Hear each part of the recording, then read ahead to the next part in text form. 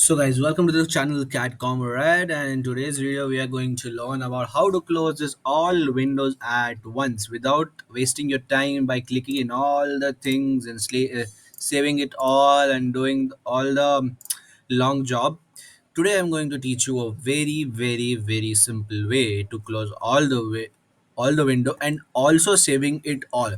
So this video has two parts. First command that I'm going to teach you is the save all command right over here. Second, as it says save all, as the command suggests, it says save all. So this command saves everything that you have changed in each of the file that is open in the AutoCAD software.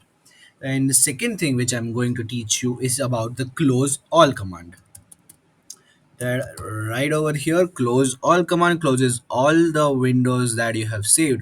Mark my words, if you don't command it as save all and just command it as close all, then it will not save your files and it will just close all of your files. So make sure that you save before closing.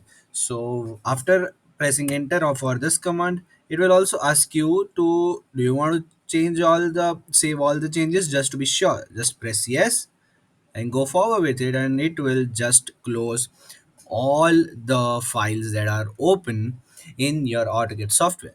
So if you found this video useful, then share it with someone who may need it, and thank you for watching.